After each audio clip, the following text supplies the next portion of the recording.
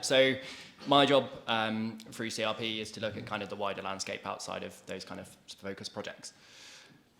So just to touch on, I think Curlews as a group, they're in decline everywhere really. A couple down the bottom left, they're critical. Eskimo curlew is really, essentially functionally extinct.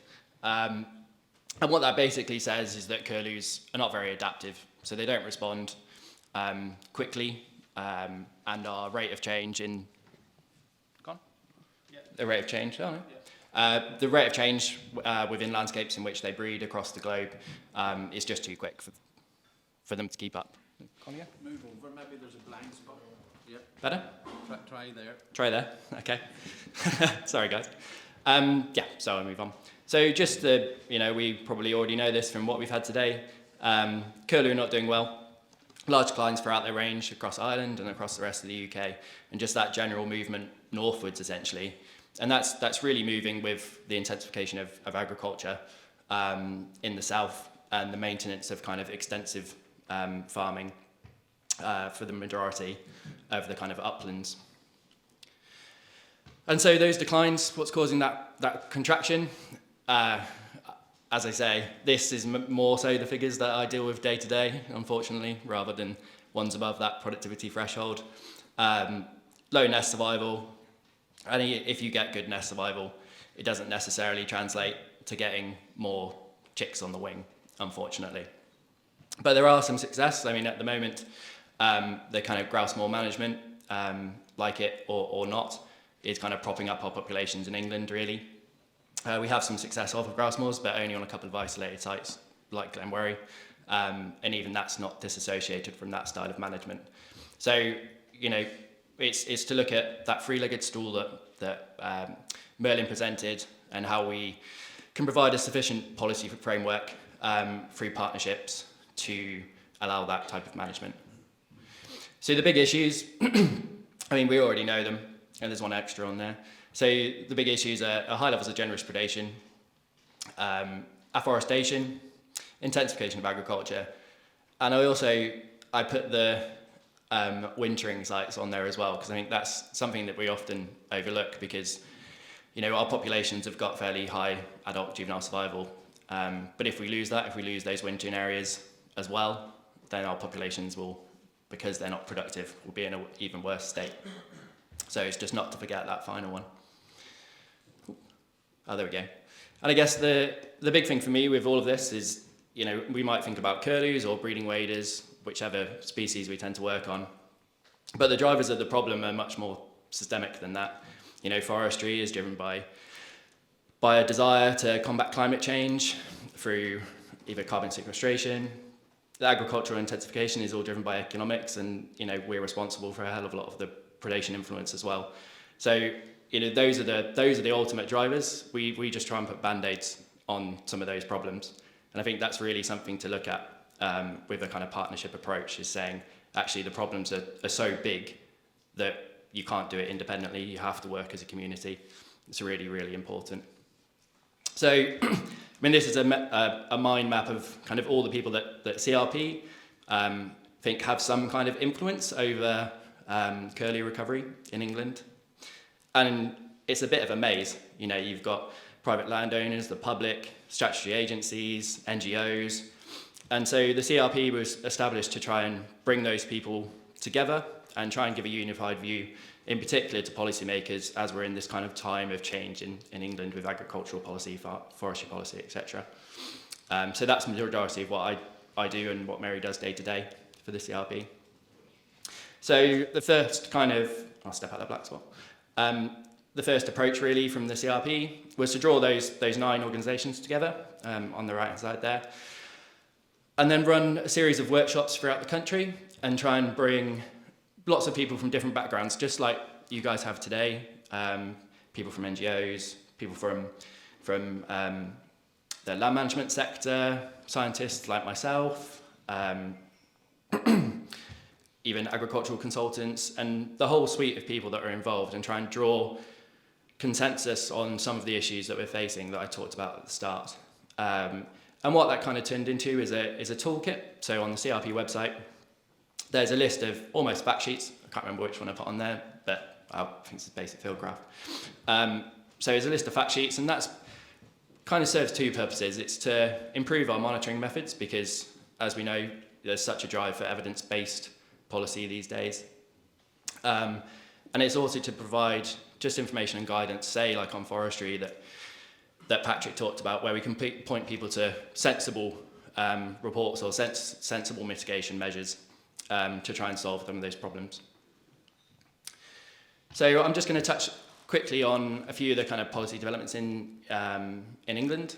So agricultural practice, so that drive for intensification, and even those kind of extensive hill farms like where Patrick grew up, that have been fairly maintained through AES subsidy. Through leaving the EU, those subsidies are going to drop. That's just the reality of it. So we've got this potentially new gold standard scheme of environmental land management.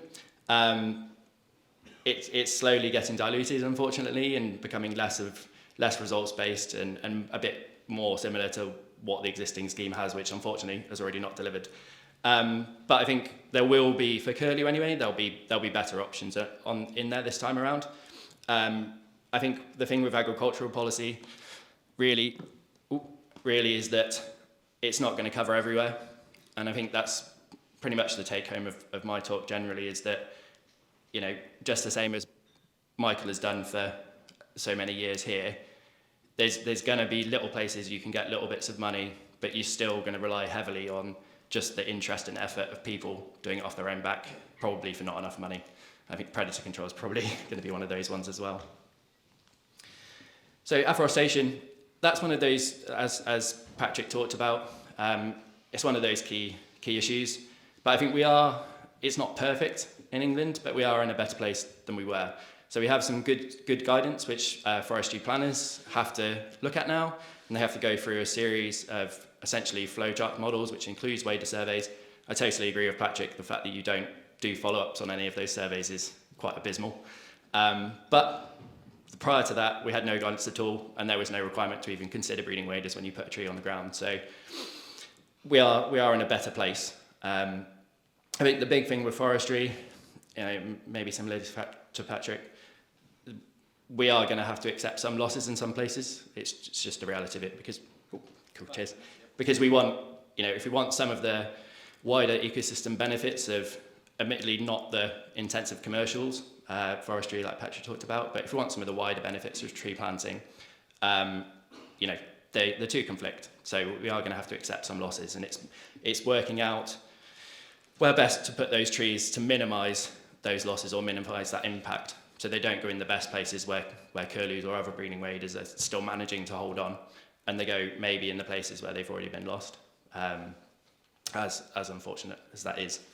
I think the thing we struggle most with in England as well is just the attractiveness of forestry. So I talked about AES, and I think we hoped that AES was going to provide a combat to forestry, and it's just not the reality of it. The forestry incentives are so high that no matter how much AES funding we got, it wouldn't touch it. So they're still going to have to rely heavily on landowners, shoot managers, whoever it might be, farmers, just going, well, I want curlews, okay, well, I'll just not plant trees and just accept that off their own back. And there's predation. Obviously, we've heard about it from Merlin's talk, and we'll hear about it in Andy's, no doubt, later today. We know that predation is a big issue, and it's not independent. There's a big interaction between habitat quality, predation, what the local human population is like, driving those generalist predator populations. And I think, probably within English AES, there probably will be some element of predator management alongside some of the breeding wader options. So I think we've had a big win there quite recently. It might not end up being perfect and what we might actually think needs to happen, but I think that's a big step for government if they do finally do it. And I think that's a win. I really do, because up until recently, just the concept of government-funded predator management was not even something worth bringing up in a meeting. So I think that's a big win, regardless of what it actually looks like in the end.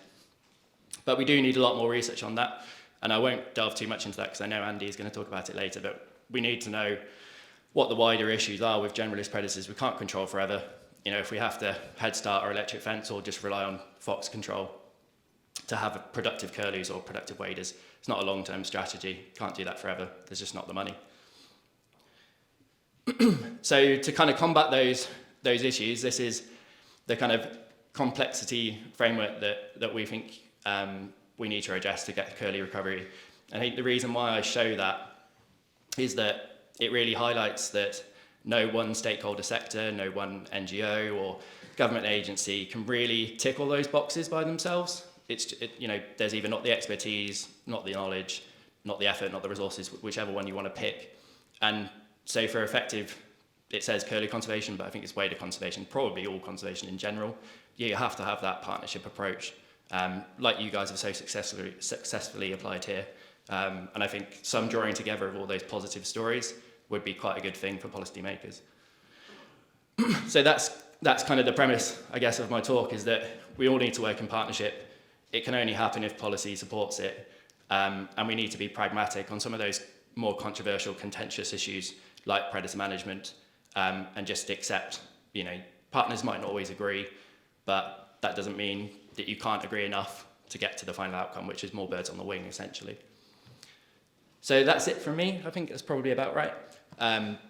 That's it from me. So yeah, I guess that's my final statement. It's just, you know, as you guys have demonstrated, partnerships can really work, but it requires a lot of effort from people on the ground like yourselves. Thanks very much.